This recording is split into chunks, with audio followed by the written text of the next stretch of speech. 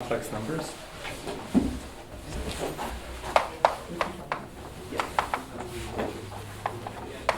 So previously we talked about, say, y1 as a Riemann surface.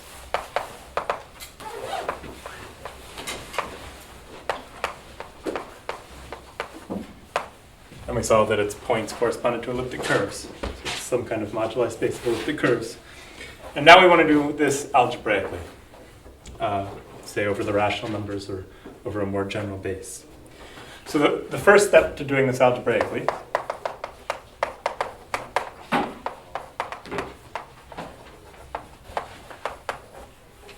towards, say, an algebraic moduli problem is we should decide what the functor of points of y1 is.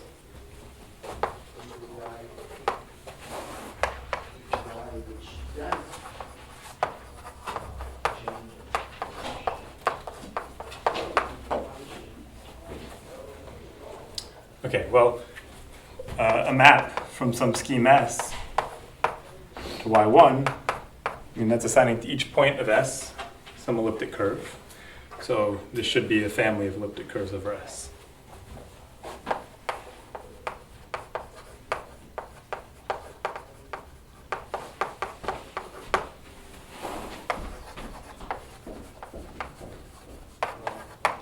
Or just more briefly, an elliptic curve over S. That's the same thing. So let me recall the definition of that. So an elliptic curve over S is a proper smooth map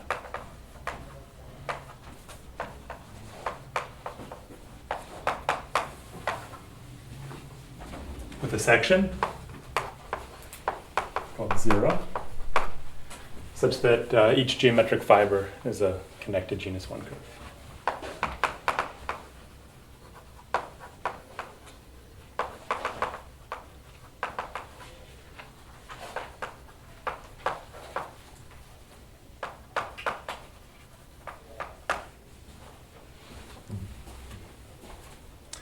And that's enough to construct a group law on the whole E over S. Okay, so this kind of suggests that we should consider the functor. So define, I'm going to call it f sub gamma 1 of S. This is going to be the set of isomorphism classes of elliptic curves over S.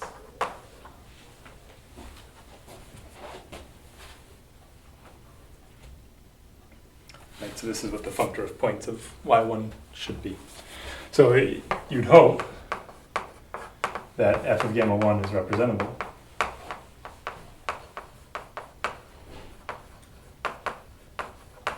You know, like on the category of schemes over, say, Z or over Q or something. And then if you could prove it's representable, you'd define y1 to be the functor, the scheme that represents it.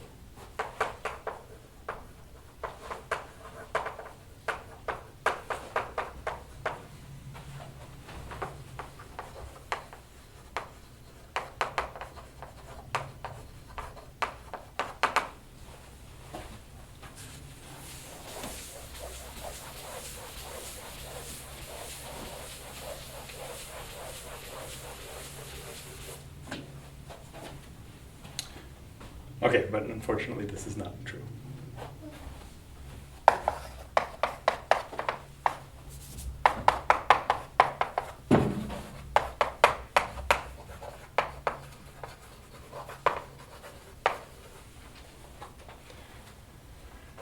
And there's an easy way to see that this is not representable. If you look at the map, so f gamma 1 of Q, to say f gamma 1 of C. So this is isomorphism classes of elliptic curves over Q.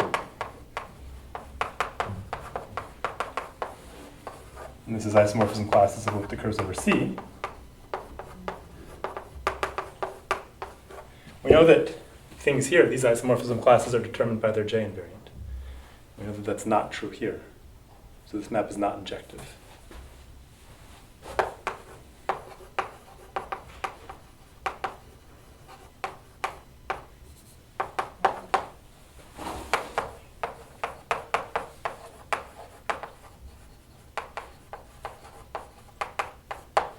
So that means this is not an injection.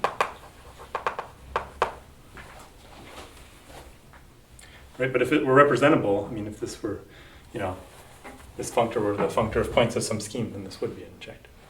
Points would inject into some points. And so this actually shows that this thing is not even a sheaf.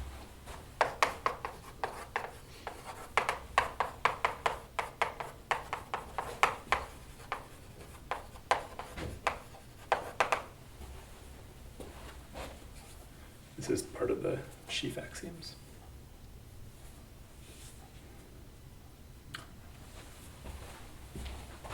All right, so I want to look a little more closely at what's going on here about why this is not injective and sort of what's causing that.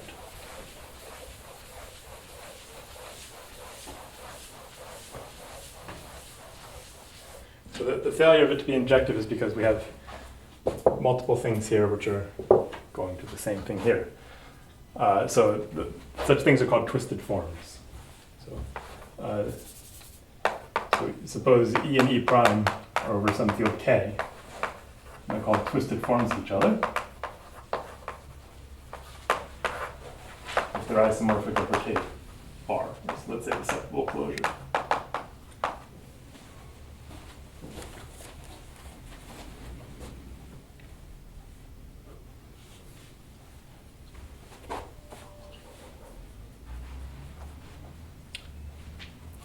And so the fact that these twisted forms exist is why this is not injective and why we're getting this problem. And so let's see if we can say something about twisted forms. So if we have such a thing, then we can pick an isomorphism over the closure.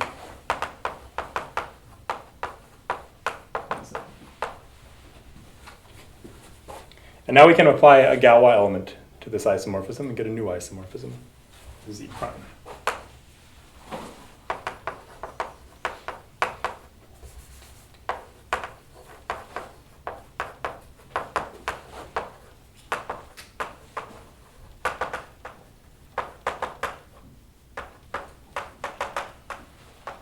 And that means the difference of phi that we started with in this phi sigma is some automorphism of, say, the source.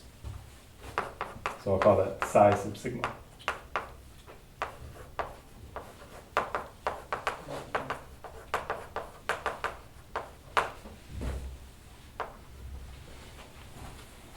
And a little computation shows that it's a one co-cycle for Galois cohomology. And if it's a one co-boundary, then you can adjust things so that phi is Galois invariant and it'll come from an isomorphism over the base. So this construction sort of shows that there's a map from isomorphism classes of twisted forms.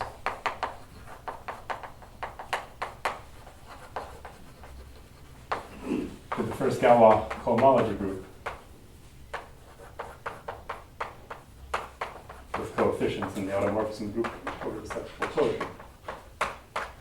In fact, this is an isomorphism. Bijection of sets. And so really, the presence of these non-trivial twisted forms is coming from the fact that there is an automorphism group. That's what's messing things up. And so this is a general thing that happens with moduli problems. If you are looking at moduli of objects which have automorphism groups, then they'll always have some kind of twisted forms, and you'll always get this failure of the sheaf axiom. So that suggests that the problem might go away if we rigidify things, and instead of just looking at elliptic curves, look at elliptic curves with some level structure that kind of gets rid of the automorphisms. And so we'll do that in a second, but first I want to just kind of give an explicit example of how this works in the easiest case. So that's a good thing to keep in mind.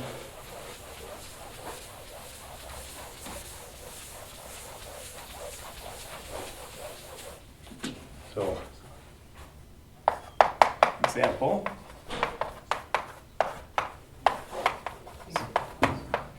Suppose we have an elliptic curve whose endomorphism ring is just Z. This is like the typical case.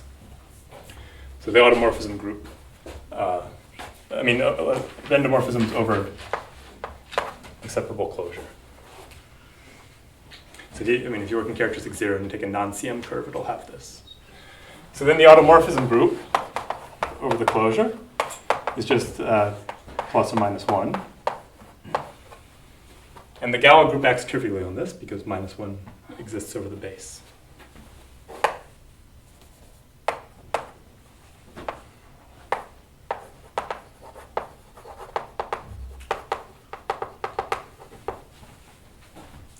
So if we look at H1,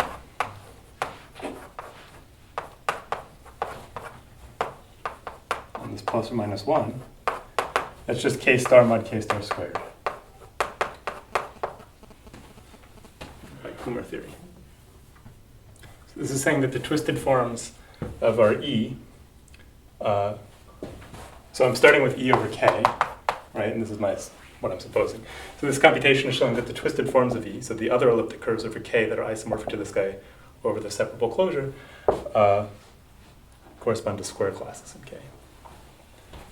And you can see this very explicitly. So if E is given by an equation, y squared equals f of x, and d is some element of k star, then the twisted form corresponding to this d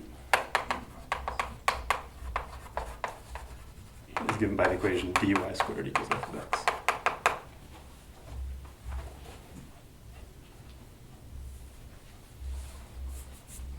Okay?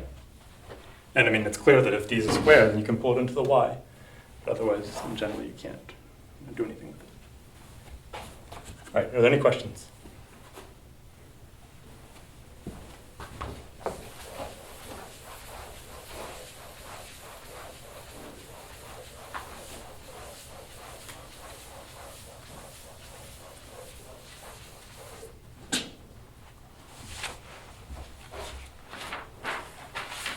All right, so we're going to fix an integer n, at least 2.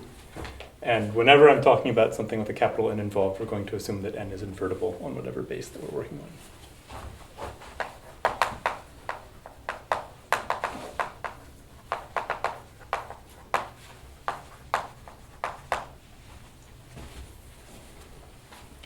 So here's a definition. Gamma n structure on an elliptic curve over some base S is a pair of n torsion points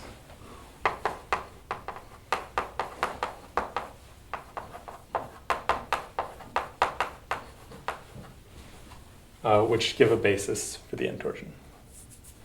So you can say that as follows, such that the map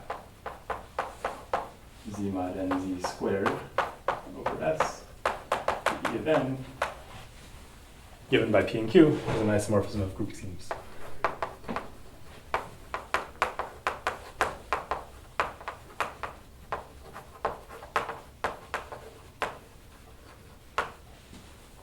That's the same to just ask in each geometric fiber that it's an isomorphism.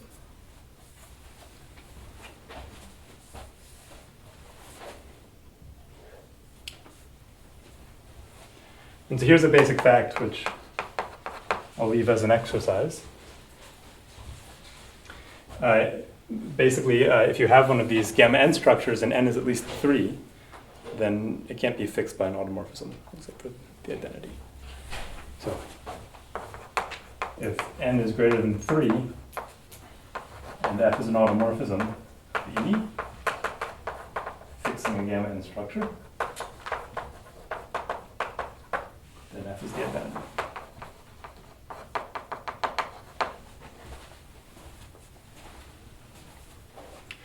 So this means that elliptic curves equipped with gamma n structures, if n is bigger than or equal to 3, are rigid objects. They don't have any automorphisms. And so that's going to get rid of the problems that we saw before.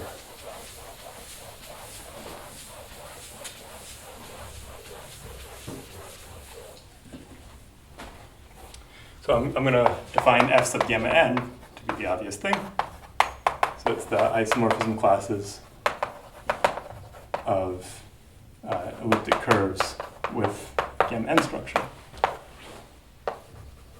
over S.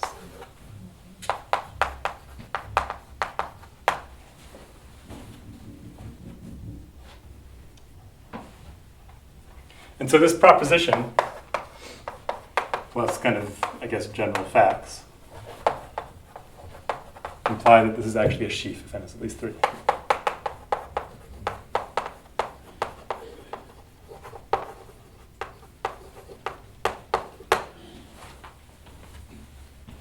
So, yeah.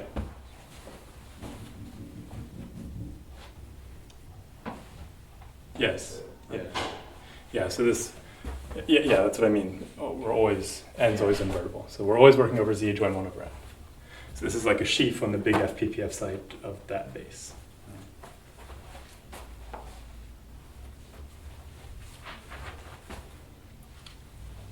All right. So now that we know this, it's we're in a good position to ask: is this actually a representable sheaf?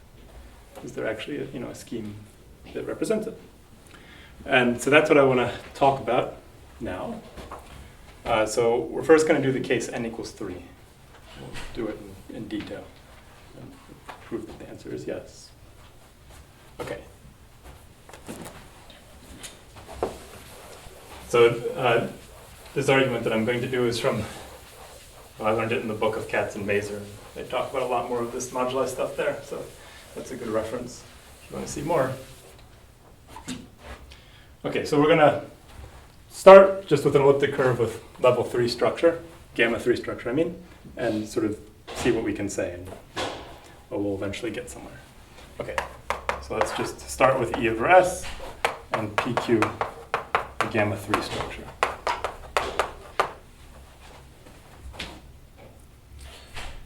All right, so we need to use, things on E over S that we've only before been doing over fields, but everything kind of works over S. So if you're not comfortable with this, just pretend S is a field. But we need to work with general S for the moduli theory. So Riemann-Roth says that we can pick some function x on E that has a pole of order 2 along the 0 section.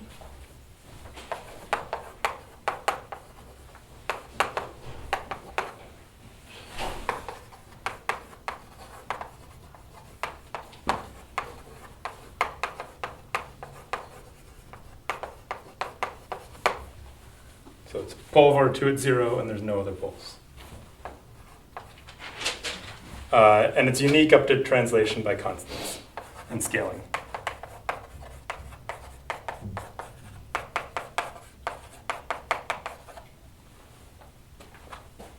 Right, this is the computation of L of 2O is two-dimensional.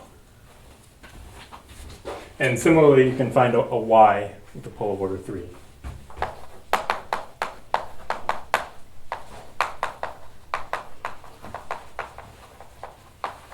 And it's unique up to replacing y by something like ay plus bx plus c. Anything like that will have a pole of order 3, if a is a unit. Okay, and then these x and y satisfy an equation.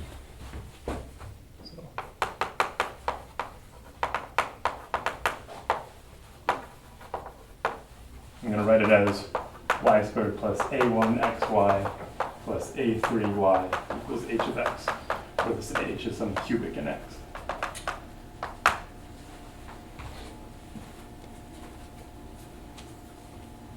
So previously, we had been working in characteristic not in 2 or 3, and you can make a change of variables to get rid of these extra terms on the left side, but we're not going to do that in this situation.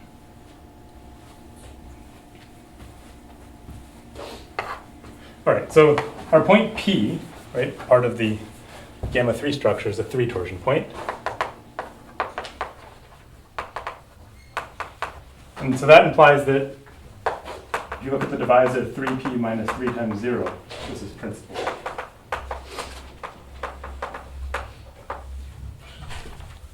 Right, if you remember, the elliptic curve was isomorphic to its group of divisor classes of degree 0, and the map took a point to that point minus the divisor 0.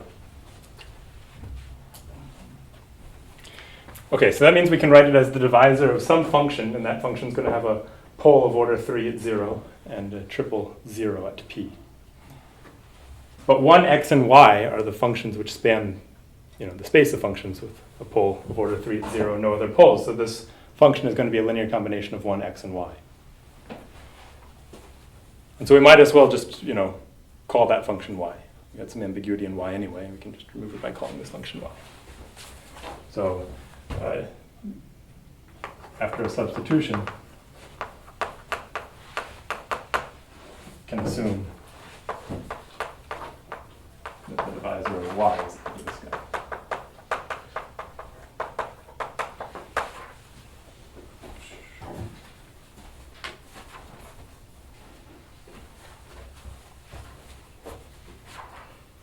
So this says that y has a triple zero.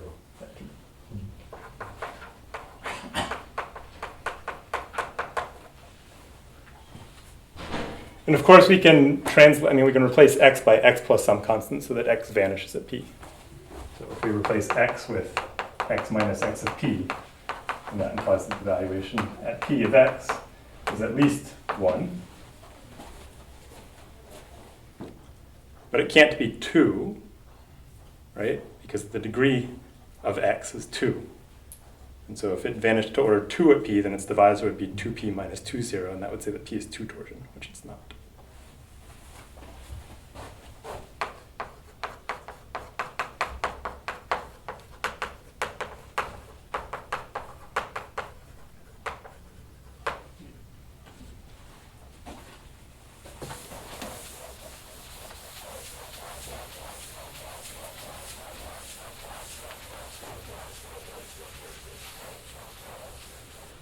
All right, so that means the valuation at p of x is actually just equal to 1.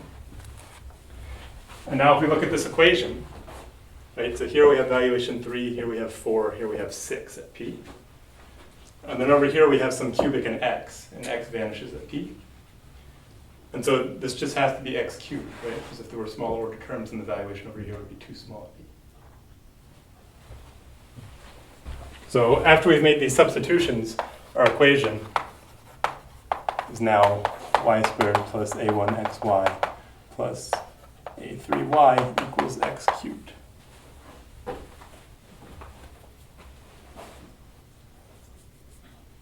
And the only ambiguity left in the choice of x and y is some scaling. Gotten rid of all the translation ambiguity. And furthermore, it follows from what I just said, the point P is now given coordinates by 0, 0.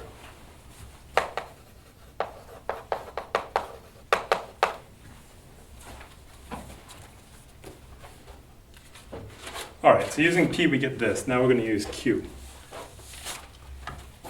So 3Q minus 3, 0, same thing holds, right? It's also a principal divisor, and it's also going to be, divisor of a function that's just a linear combination of x and y. So this is the divisor of a function of the form y minus ax minus b, for some a and b just coming from the base. And so the claim is that A is a unit.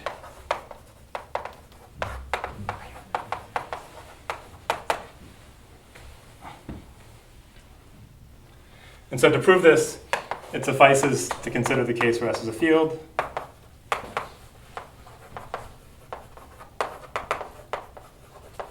And we want to show that A is non-zero. So suppose A is 0. We're going to get a contradiction.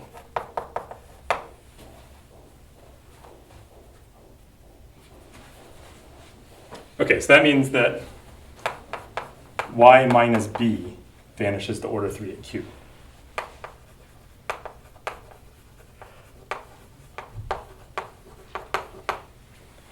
And since this function has degree 3, it has no other zeros, right?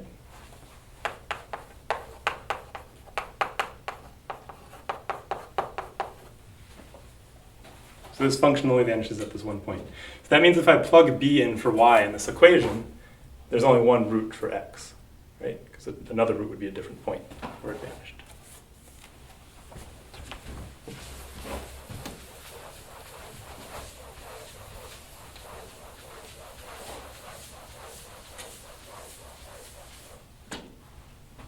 This implies that if I look at x cubed minus b squared plus a1xb plus a3b, this thing has only one root.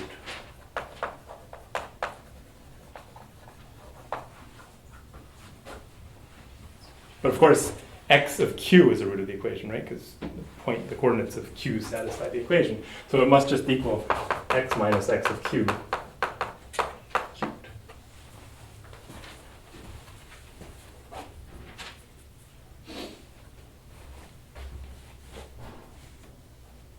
But now if we expand this and look at the coefficient of x squared,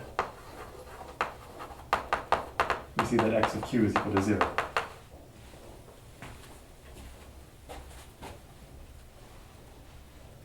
And now if we go back to this equation, look at the coordinates of q, since the x's go away, we get that y of q squared plus a3 y of q equals 0, which implies that y of q is either 0 or minus a3.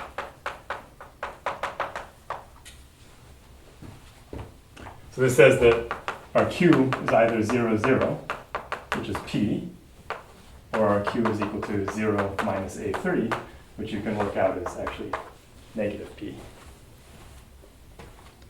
But that can't happen, right? Because we're assuming pq is a basis for the three torsions, so it can't be dependent on p.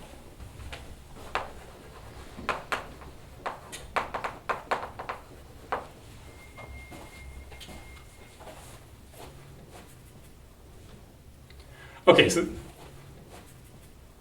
yeah, that's right. Yeah, I mean, normally, negation is given by just like changing the sign of the y coordinate, but since there's terms over here, it's not that. All right, so since a is a unit, I can scale x and y by a in a certain way and make a equals 1.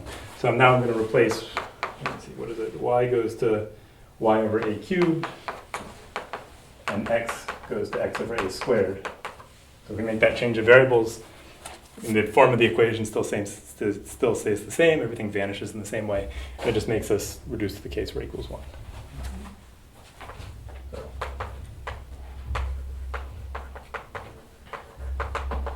And now we've removed all the ambiguity in our choice of x and y.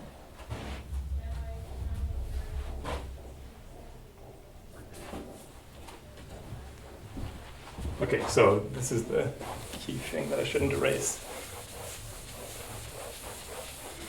So now we're going to do kind of a similar thing to what we just did to show that a is a unit. A is now 1. So this y minus x minus b vanishes to order 3 at q, so it doesn't have any other zeros. So if we substitute in x plus b for y in the equation, it's only going to have one root. Right? Just the same reasoning as before. So if we look at x cubed minus x plus b squared plus a1x times x plus b plus a3 times x plus b. This has only one root.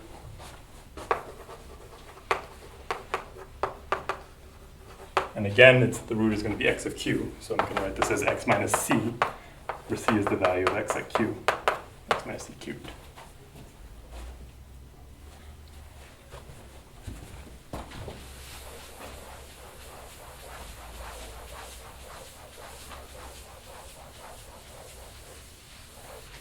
And so now we're going to compare coefficients.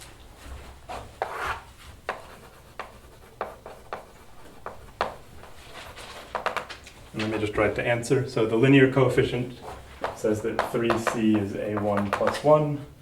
The quadratic, sorry, that's the quadratic one. The linear one says that minus 3c squared is 2b plus a1b plus a3.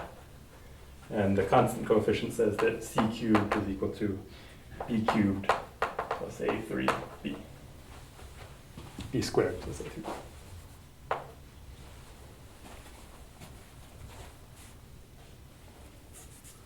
So I'm going to treat these first two equations as giving, defining a1 and a3 in terms of b and c. So this lets us express a1 and a3 in terms of b and c. And in this last equation, we can remove the a3 and it gives us just some relation between b and c. So this equation, using the first two equations, comes out to be equivalent to just the equation b cubed equals b plus c cubed.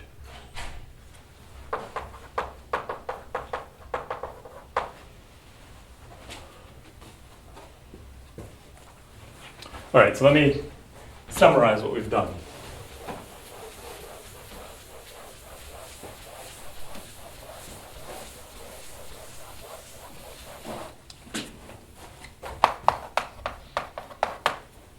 So if you've been sleeping, then here's what we've been doing for the last 5 minutes. So given our E and the gamma 3 structure, we have shown that there exists a unique pair of functions x and y that have the following properties. So first, the valuation at 0 of x is minus 2. The valuation at 0 of y is minus 3. They're regular everywhere else.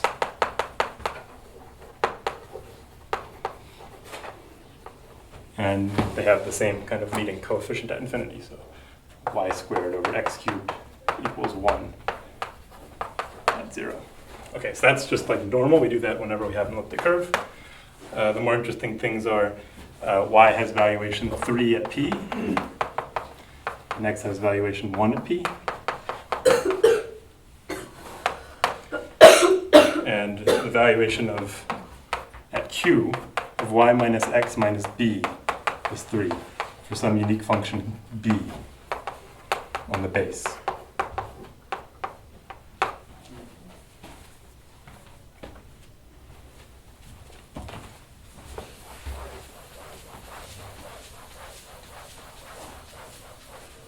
And furthermore,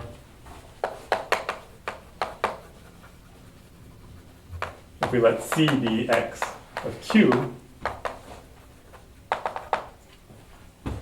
then we have b plus c cubed equals b cubed, and we can write the equation for our e in terms of b and c. So y squared plus a1xy plus a3y equals x cubed with, okay, so you have to do a little algebra. A1 is 3c minus 1, and A3 is minus 3c squared minus b minus 3bc.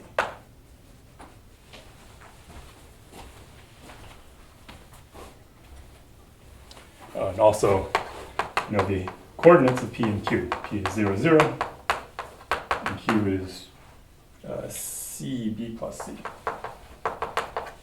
Right, by definition, c is the x-coordinate of q, and since this vanishes at q, y of q is going to be c plus b.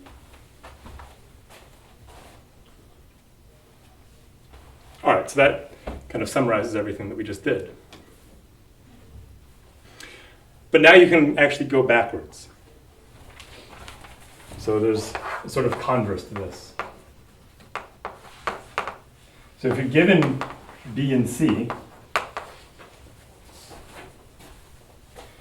then you can define everything here. You can define the coefficients a1 and a3, you can define this curve, and you can define p and q.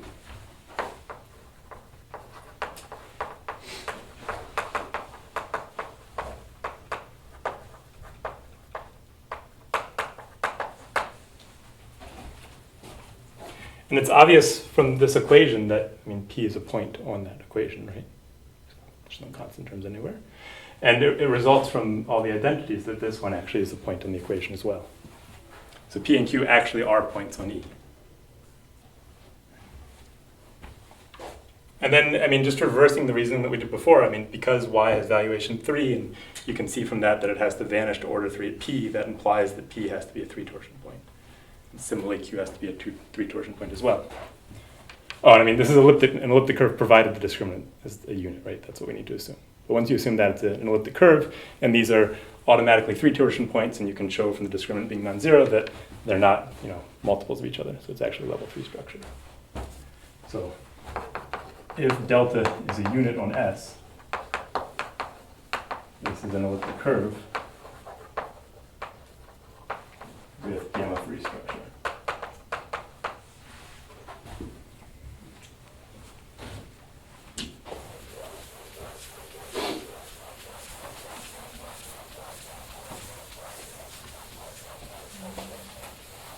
Sorry, maybe I'm being silly. So these guys also have an origin. origin. What has an origin? They also have, The elliptic curve? yeah. Oh yeah, sorry, this is the affine equation. I mean, the E would actually be proj of the homogeneous thing. Wait, okay, so that would probably be the other point. Yes, the other point's at infinity, yeah. Okay, so this shows that elliptic curves with level 3 structure over S are the same thing as getting B and C on S, where the discriminant is non-zero, and they satisfy B plus C cubed is B cubed. It's constructed a bijection back and forth. And so that shows that it's representable. We actually have an explicit representing scheme. So, theorem, if you let R be Z adjoin 1/3, B and C, you invert the discriminant. So I mean the discriminant of this equation, which is some ugly thing in terms of B and C, and you impose the relations, this one relation, then F of gamma 3 is represented by spec R.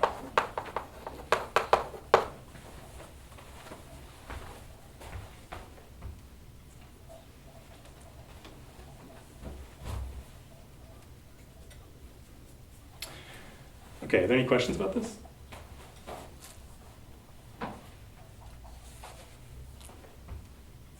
Yeah, we're going to do that now.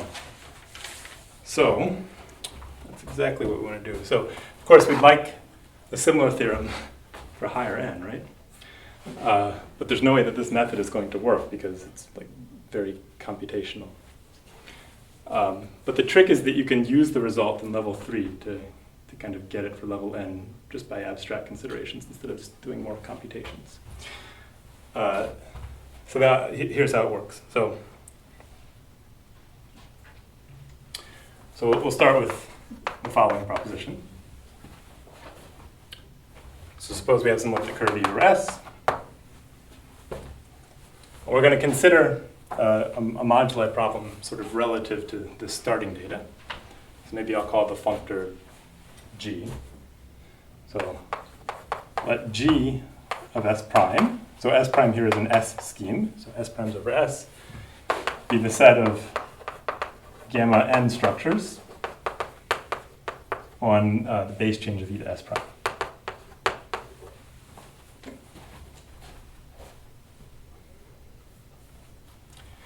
So then G is represented by a finite étale scheme T over S.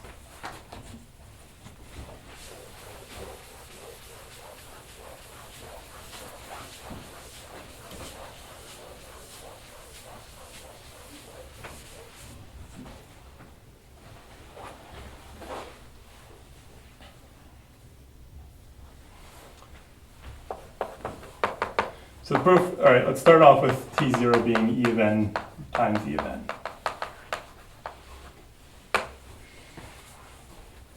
This times is over S, by part over S. So T0 represents the functor that attaches to an S scheme, S prime, you know, pairs of 2 points of order n over S prime. Right? Just kind of obviously. And so there's a pairing, you have the Weil pairing. Is a map from T0 to mu n over S.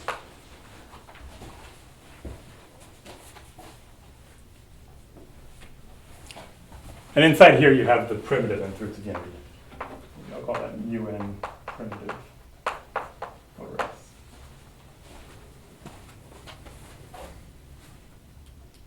These things are tall, so there's not really that much subtlety. I mean, you can basically think of them as just being, you know, disjoint strands of points, and you're just kind of taking some of those strands. And so if we just let T be the inverse image of this thing in here, then that'll be what we want. I'll call this En.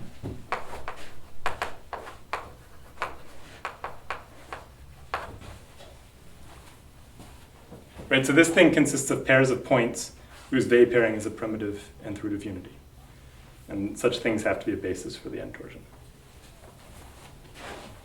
And this thing is, I mean, this thing here is a closed subscheme of this thing. And so this is the inverse image of something closed, so it's a closed subscheme. And T0 is finite at tau. Right? We're assuming n is invertible, so we know the n torsion is finite at tau. So that means that T is finite at tau itself.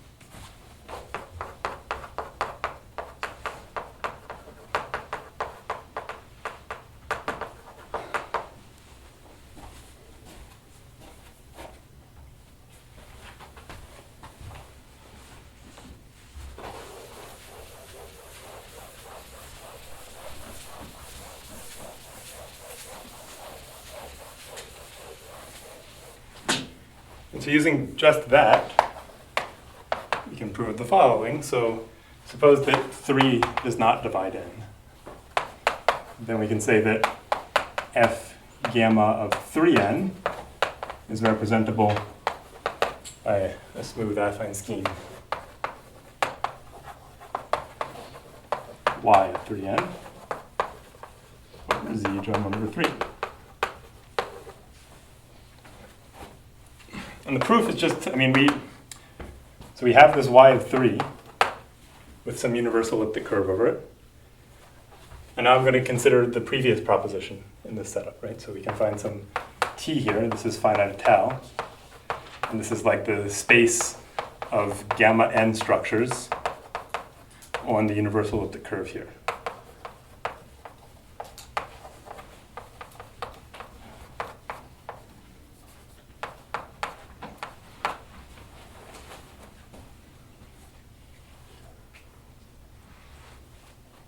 So if I have some scheme S, so here's t going to y of 3. So giving a map from S to t, it's the same thing as giving a map from S to y3 and then a lift of that map to t, right? And so giving a map from S to y3 is the same thing as giving an elliptic curve with a gamma 3 structure. And then specifying this lift is the same thing as specifying further a gamma n structure. So Hom from S to t is the set of isomorphism classes of E over S with gamma 3 structure and gamma n structure.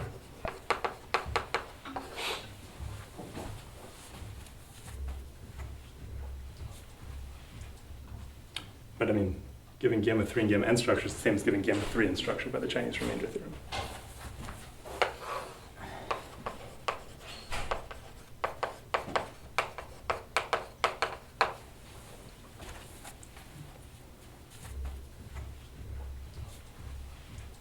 No, just Hom over, say, z adjoin 1 over 3n. Right, giving a map from S to t, if you have such a map, you can compose down and get a map to y3. Right, so it's giving a map like this is the same as giving a map here and a lift. Yeah. So basically what's going on here is the previous proposition, where we did this space of gamma n structures in a fixed thing, is like some kind of relative version of representability for the gamma n moduli problem. It says that if you already have an elliptic curve, then further specifying this extra data is a representable thing. And that's easy to prove. It's just a tau thing like that. And then this proposition is basically saying that if you have something representable and something over that that's relatively representable, then the thing upstairs is also representable.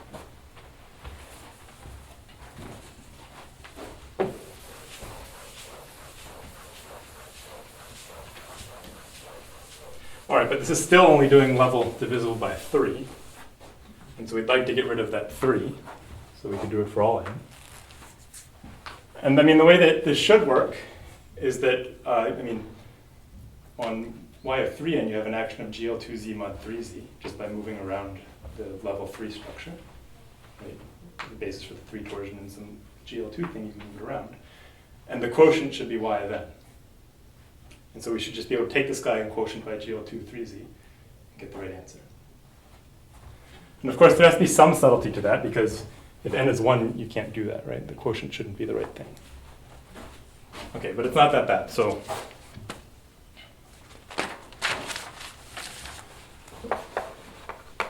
let me begin with this. So suppose n is greater than or equal to 4 and prime to 3.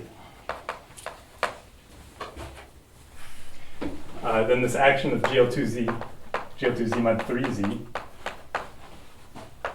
on, well, let's just say the sheaf f of gamma 3n is free. There's no fixed points. And the quotient sheaf is f of gamma n.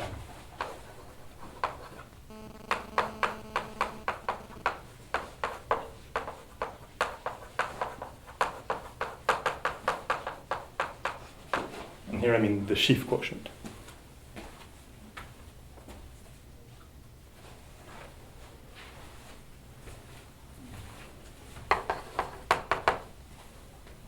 Right, so I mean, it's clear that there's a map from f of gamma 3 into f of n, right? Because I can just forget the 3 part of the structure.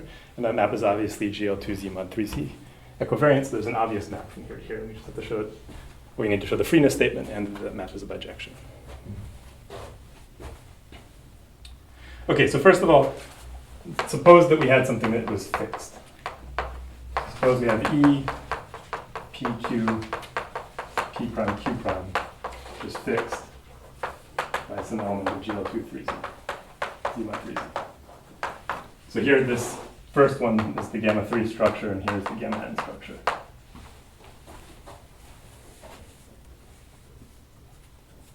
And so the action of G on this is just moving this PQ to something different, right? And so saying it's fixed means that this thing and the thing where I change this by putting a G out front are isomorphic. So this means that I can find there exists an isomorphism, I can say an automorphism, F from E to E, which takes PQ to GPQ, and P prime Q prime, P prime Q prime.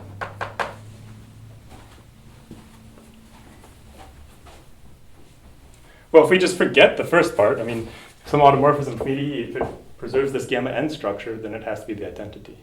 That was the proposition I said a while ago that I didn't prove. So this implies that F is the identity. And then once F is the identity, I mean, PQ goes to PQ, so G has to be the identity. So if any point is fixed by some element of GL2, 3, Z mod 3Z, that element has to be the identity element, since the action is free. And this is where we're using the hypothesis that n is at least 4, right? Because if n were 2, then you could have something that was the identity there, but not the identity. Multiplication by -1, essentially. All right, so that proves the freeness. Now we need to prove this quotient part. So the most interesting thing to prove is surjectivity. So why is this map of sheaves surjective? So suppose that I have some E over S and a gamma n structure.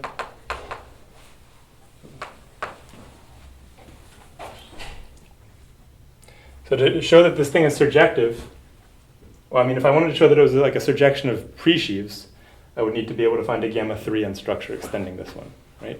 You're not always going to be able to do that, and that's too much to ask. To show it's a surjection of sheaves, I'm allowed to first pass to a cover and then find a gamma 3 structure. And the cover I'm going to use is the universal one. Right? So there exists some finite tau T to S that has a universal gamma 3 structure for E. That was that thing that we proved, the relative representability thing. It's like the space of gamma 3 structures for E.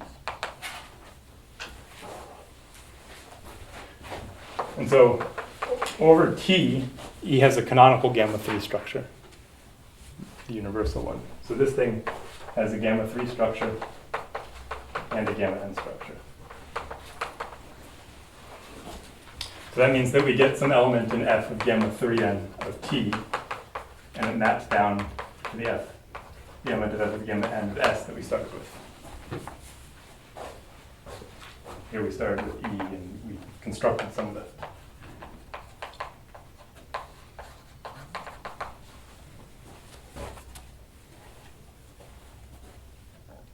Okay, so this shows that we can find an tau cover so that we get a gamma 3 structure.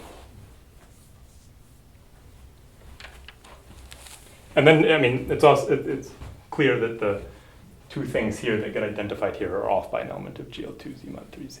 So that's why the map on the quotient is injective. Any questions about this?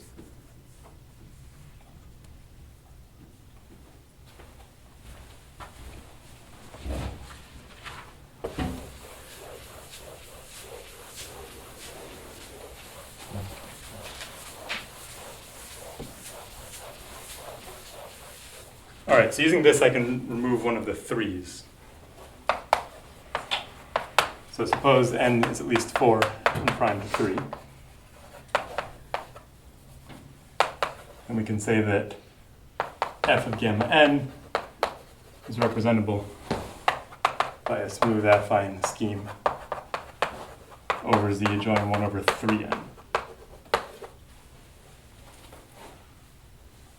And the proof is, from what we've just shown, GL2 z mod 3z acts freely on y of 3n. So I'm going to define y of n to be the quotient.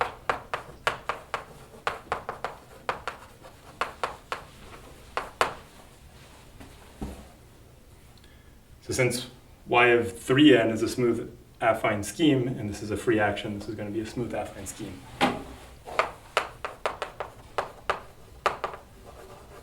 And furthermore, the quotient of this by this represents, the sheaf stuff works out correctly. The sheaf that the quotient represents is the quotient sheaf. So this represents f gamma 3n mod GL2z mod 3z, which we know is f gamma n.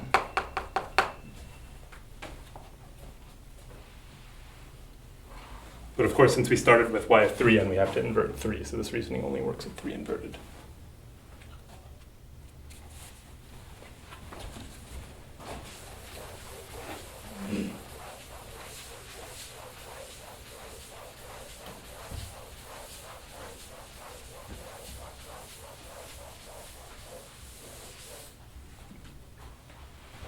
All right, so the sort of main theorem, which I'm only going to sketch the proof of, is that this y of n, f of gamma n is always represented by a smooth affine scheme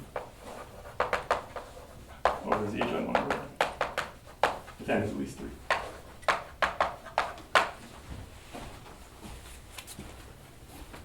We've gotten pretty close, but I'm not going to do the rest of it. So here's the idea, though. It's all the same kind of thing. So we kind of explicitly did the n equals 3 case, and then got a lot from that. And so to do this, you first have to do another case or two, a small case or two. So first, do a case in level 2. Explicitly. So you can't actually do gamma 2 because that doesn't exist. It's not a sheaf, but you can modify it a little and do that, or you could do gamma 4 if you wanted. And then this same reasoning that we've just been doing, the same tricks. Say that if n is at least 3 and prime to 2, that our f of gamma n is representable by a smooth affine scheme over z adjoining 1 over 2n.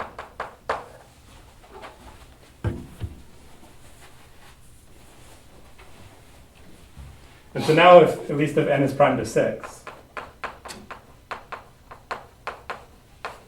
then this thing is giving you the thing that you want with 2 inverted, and here you're getting the thing you want with 3 inverted, so you can glue and get it over with just n inverted.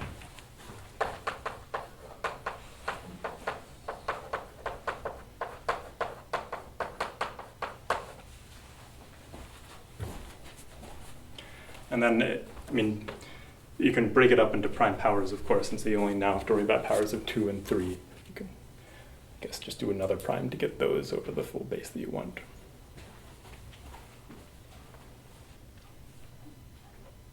Okay, are there any questions? This is a very explicit way to do it. There are also more abstract ways to do it that don't rely on the tricks that we've been using, but this is much more hands-on.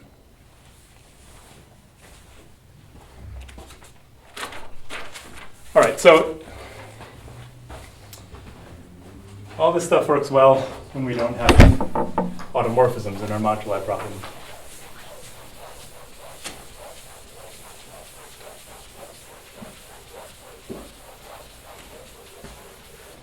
So now I want to go back and explain how things work when you do.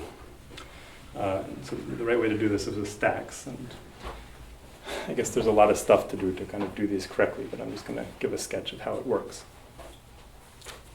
So the problem with f of gamma 1, so its problem, well, we said it came from automorphisms, but I want to just kind of say again why that's the case.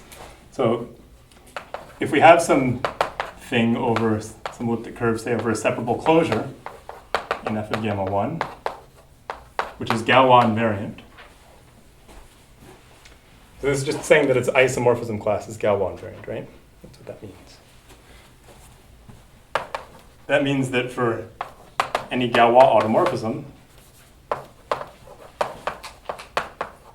there exists an isomorphism sigma star e to e.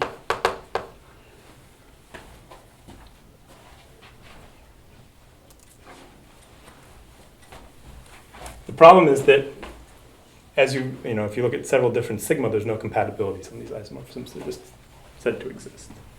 And so you don't get descent data, so you can't necessarily go down to the base field.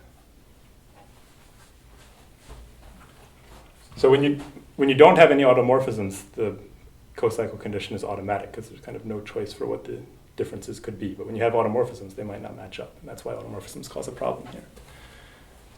So this suggests that what you should do is not just think about the set of isomorphism classes, but think about the category of things. Remember the isomorphisms. So you have to consider a more involved object. And that's the idea of stacks and why they work very well for moduli problems. So let me give something of a definition. So first of all, a stack. So the word stack just by itself means something that's kind of like a sheaf. It doesn't necessarily mean a geometric object. And so you can talk about these things on a topological space, just like you can talk about sheaves on a topological space, or more generally on a site, the PPF site of something. So it's a rule. I'll call it F, that assigns to every open set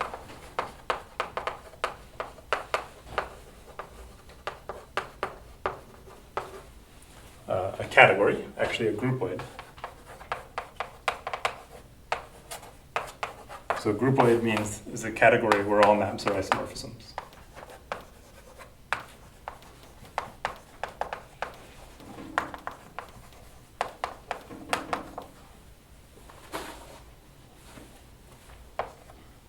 So for every open set, you get a groupoid. For every inclusion of open sets, you get a restriction functor.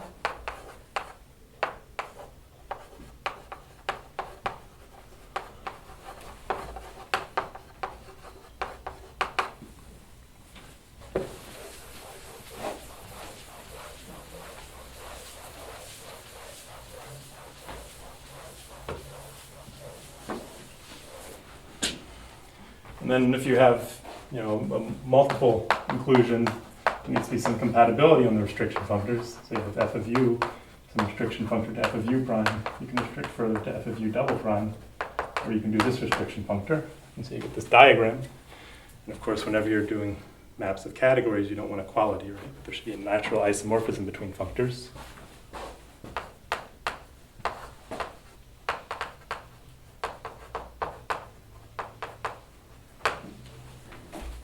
And then these isomorphisms should satisfy some further compatibility that I'm not going to go into.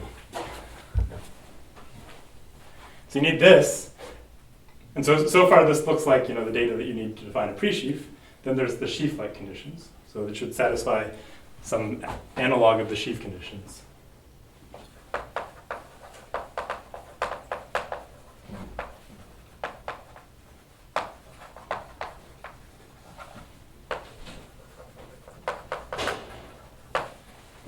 So for example, the gluing axiom says the following. So suppose we have some open set U and some cover.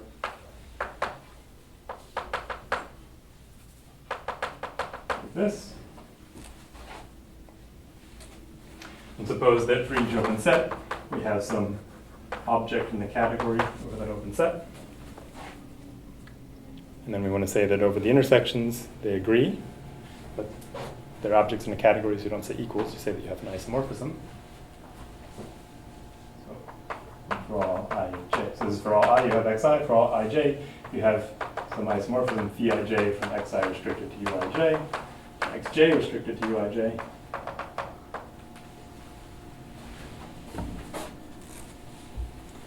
And then furthermore, you want these phi to satisfy the co-cycle condition. So for all ijk, if you do phi ij and then phi kj, that should be phi ik. This is what the co-cycle condition is. Then these guys glue to some x in f of u.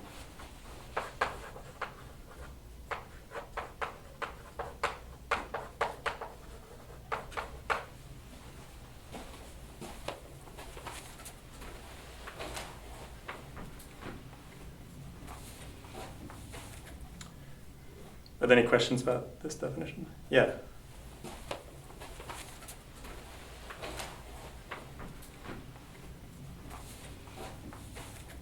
I mean, in a sense, it's more like it's something like two functor.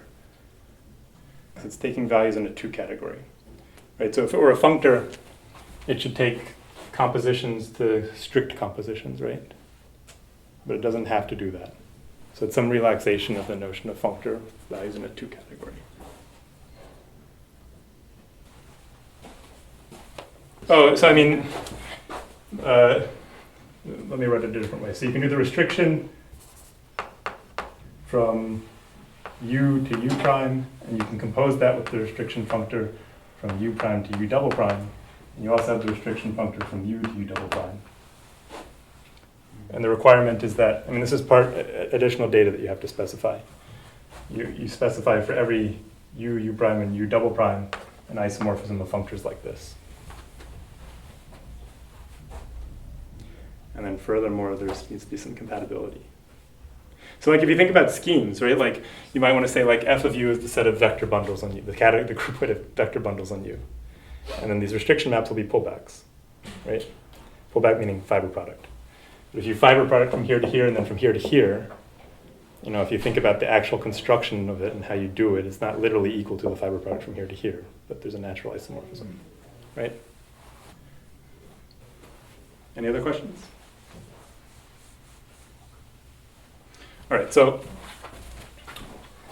let me give you an example.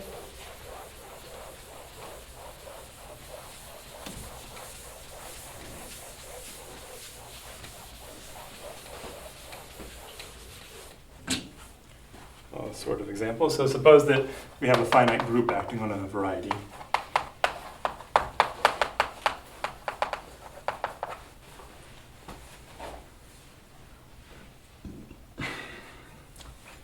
Then we can try to make the quotient x mod g.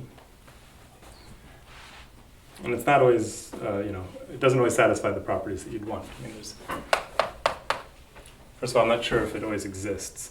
It does if x is affine. But even if it does exist, I mean, there's obvious problems if g has fixed points, right? So the fibers of this map do not have to have cardinality g.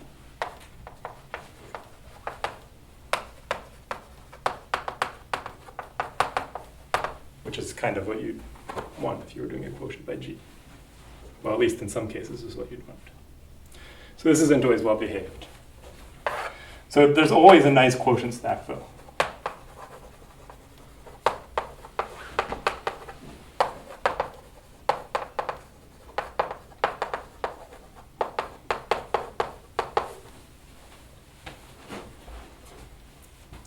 The idea is that at the points with stabilizers, you kind of make the stabilizers the automorphism groups in the object. If you have a point in x, it gives you some object in this category, and its automorphism group is going to be its stabilizer group. So if g of x equals y, that says that x and y are equal in the quotient, right? But if you have multiple g's that do that, you should sort of think of that meaning that x and y are equal for multiple reasons, and this kind of automorphism group is recording that. So you're kind of remembering that extra data. So okay, well let me tell you exactly what this is. So let me first by saying a property it has. So if y is a scheme, and we have a map to x mod g, thing here is a scheme. So, all right, so this thing is a stack, so it assigns to like every scheme some category, some groupoid. And so I'm thinking of it as, you know, a stack like that. And so I'm going to identify Y with the sheaf that it represents and think of that as a discrete category, right? Maps to Y form a set. You can think of that as a groupoid where all the maps are just the identity map. And then this is just maps in this larger category of stacks. Okay? So if you have a map like this, so there's also, I mean, you have a map like this, there's some natural projection map, then the fiber product is actually a scheme.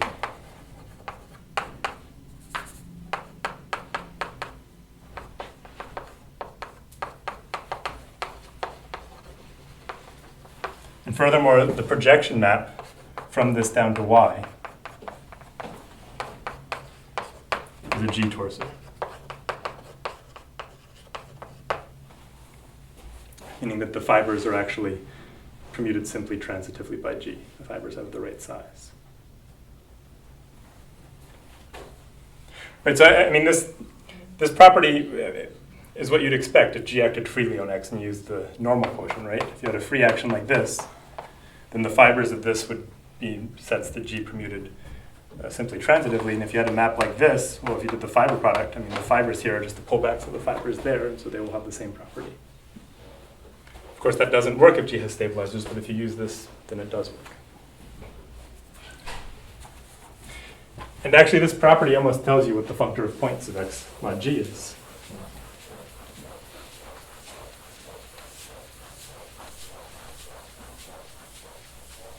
So here's the actual definition of X mod G.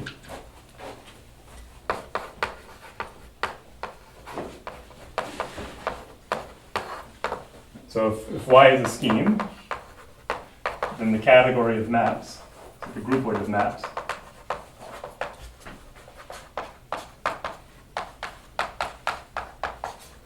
this by the way is just alternate notation for the value of this functor at Y.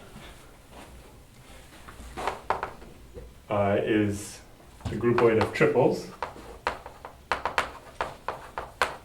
T, F, G, where T is some scheme, F is a map from T to Y that has a scheme with a G action. F is a map like this that makes T into a G torso over Y.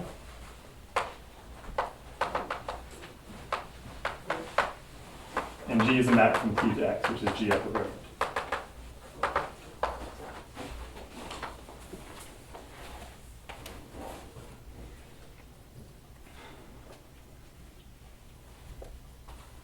And that looks like a complicated definition, but it just comes from thinking about this picture and saying the obvious things.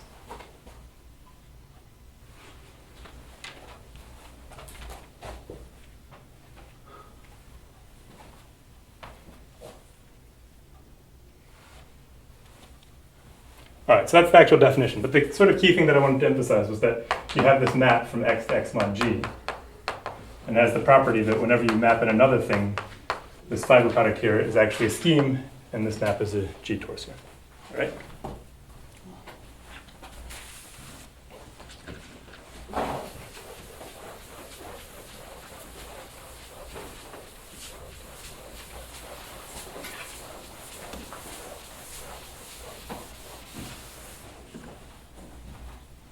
So there's a class of stacks called Deligne-Mumford stacks that are, like you have sheaves, and then within sheaves you have schemes, right? And schemes are the things that are kind of the nice geometric objects. It's a sort of similar picture here. We have stacks, and then Deligne-Mumford stacks are at least one class of kind of nice geometric objects within all stacks. And they're basically the ones that are kind of behave the same way as this. So this is not a precise definition. I'm going to leave out some technical points. But so a Deligne-Mumford stack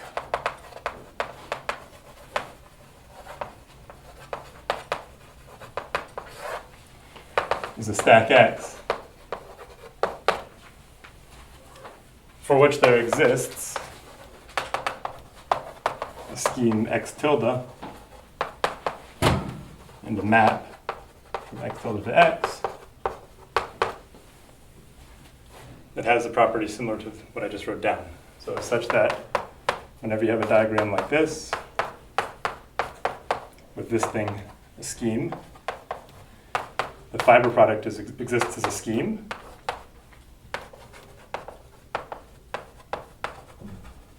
And this map here is étal and surjective.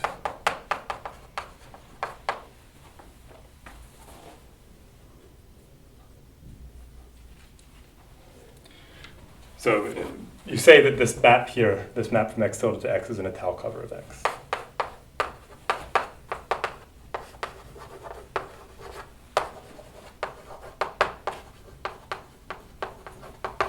So basically, a Deligne-Mumford stack is a stack that has an étal cover by a scheme.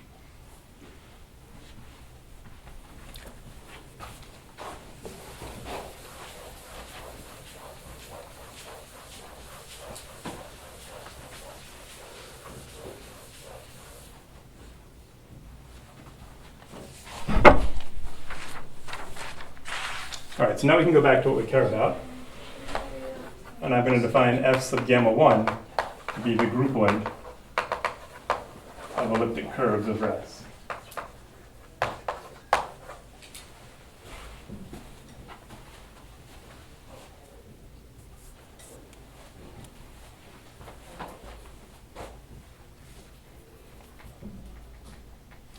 And so the point, I guess, is that if you look at y of n, mapping down to this, just by forgetting level structure, this is an étal cover, at least if n is inverted.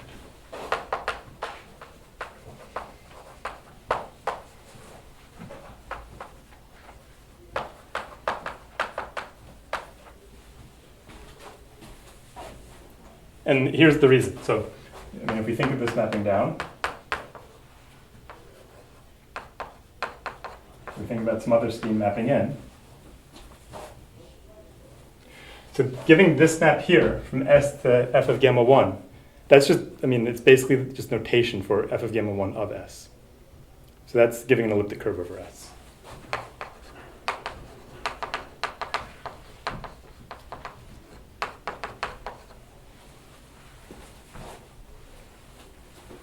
And then the fiber product is this relative thing that we discussed earlier. I mean, it's this, right? I mean, giving a map to the fiber product should be giving a map here and a map here. So that's an E over S and an E with gamma n torsion, such that here they're the same elliptic curve. Same means that there's an isomorphism between them. So it basically just means giving a gamma n structure on this.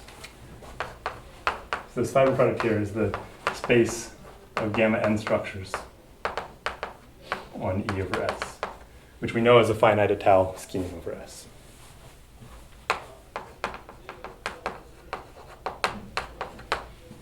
In fact, it's a cover, right? Because in every fiber you'll be able to put on a gamma n structure.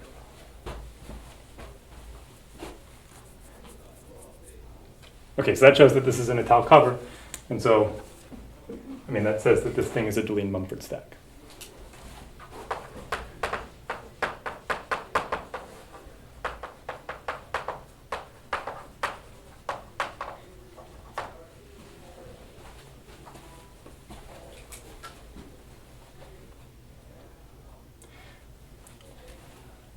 So when you're doing stacks, I mean,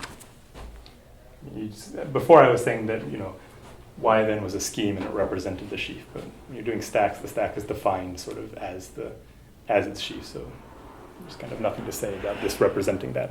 Just define them to be equal. Are there any questions about this?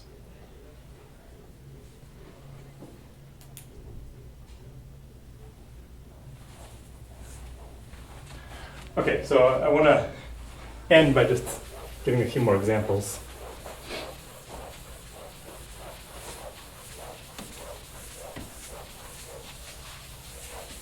Oh, I should start by, right, made a mistake before when I defined y of n that I should fix. So, 2 lectures ago. So, this y of n, remember, was E and PQ, gamma n structure. So there's a map from y of n to mu n, which takes e p q to the Weil pairing of p and q. Right? So this space can't be connected, right? I mean, it's mapping to this discrete thing. This always goes to the primitive roots of unity. So the number of components of this scheme is actually the number of primitive nth roots of unity. Okay, so 2 lectures ago, I said that yn was equal to the upper half plane mod gamma n. That's not actually correct, because of course this is connected. Right? Okay, so what you get is you get the component of here where this Weil pairing is equal to a fixed primitive nth root of unity. So you just get one component. All right. All right, but what I want to actually say is gamma 1 and gamma 0. So definition, a gamma 1 n structure in E over S is just a point P and En of S of order n.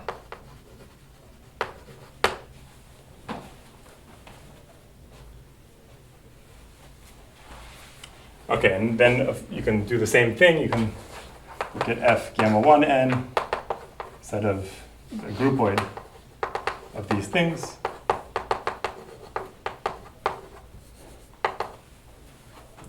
And by the same methods, you can show that this is a DM stack.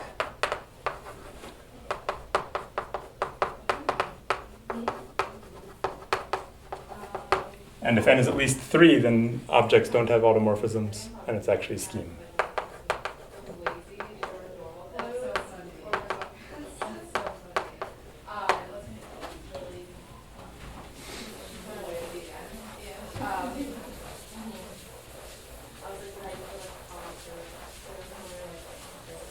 All right, and then the last one is gamma 0. So gamma 0 n structure in E over S is a subgroup. I guess I'll say a tau subgroup G of E, which is cyclic of order n in each fiber.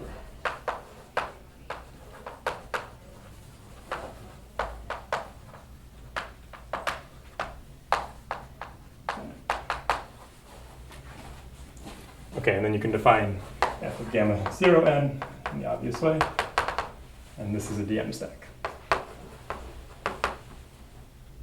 So you could call this y0 of n.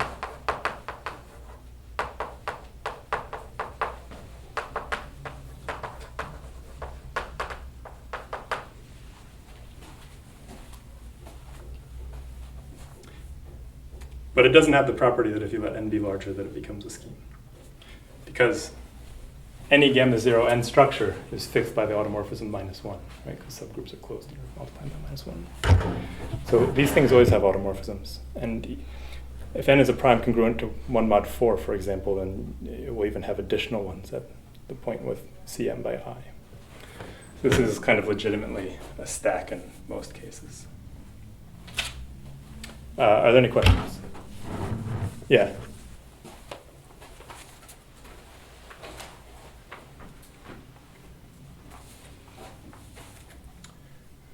I think the statement would actually be that it's an algebraic space.